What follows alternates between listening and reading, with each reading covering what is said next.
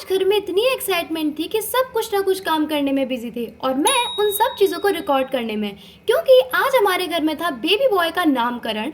तो सुबह जल्दी उठकर हम सब रेडी होकर पहुंच गए थे अपनी ताई जी के घर। एंड जैसे ही हम वहाँ पहुंचे हमने वहाँ देखा कि पूजा स्टार्ट हो चुकी है। तो सबसे पहले हमने वहाँ पहुँच बनवाया कलावा। एंड जब वो कलावा बांध रहे थे पंडित जी, तो मैंने देखा कि मैंने और पंडित जी ने सेम सेम कलर के कपड़े पहन रखे हैं। यार ये क्या था। देन उसके बाद बारी बारी करके सबने अपने अपना कलावा बनवाया, मेरी बहन ने भी बनवाया। देन पूजा खत्म होने के बाद हम सब ने ली थी एक छोटी सी क्लिप जिसमें सब लोग आ गए थे। एंड सच बताऊं बहुत ज़्यादा अच्छा लग रहा था, क्योंकि फैमिली टाइम बेस्ट टाइम होता है। देन उसके बाद आती है मेन वर्क, क्योंकि पंडित जी ने हमें एक लेटर बता दिया था कि इस लेटर पे बच्चे का नाम निकला है। अब उस पर नेम सर्च करने की रिस्पॉन्सिबिलिटी दी गई थी मुझे और मेरी भाभी को। तो हम दोनों बैठ गए थे नेम डिसाइड करने के लिए। तो सबसे पहले हमने हेल्प ली थी चैट जीपीटी की, एंड उसने हमें एक पूरी नेम्स की लिस्ट बनाकर दे दी थी। देन फिर उसमें से हमने 2-3 नेम किए डिसाइड। देन उसके बाद भैया आ गए थे, और ये क्या, भैया ने भी सेम कलर पहन रखा है। व्हाट अ कोइंसिडेंस यार। आज ये सब कुछ अनप्लान्ड था, किसी ने कुछ डिसाइड नहीं किया था कि कौन किस कलर के कपड़े पहनेगा, बट ऑलरेडी एक क्रिएट हो चुका था।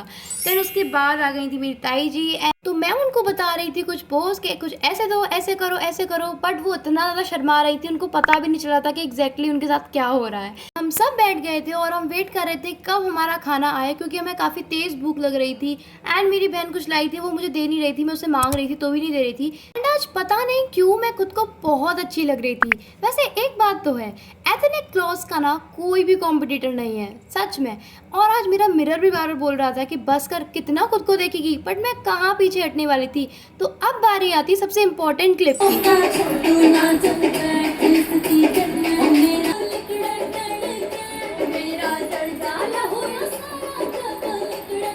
घर में कोई भी प्रोग्राम हो और मैं डांस ना करूं, दैट इज डिस्पॉसिबल।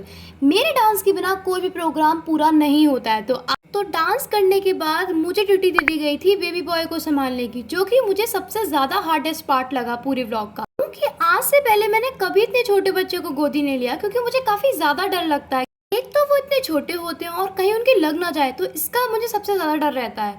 देन उसके बाद मैं फिर से खुद को रिकॉर्ड करने लग गई थी, क्योंकि आज मेरा मन भर ही नहीं रहा था खुद को देख के बिना। बहुत ज़्यादा अच्छा लग रहा था। देन उसके बाद हम सब बैठ गए थे, बातें करने लग गए थे।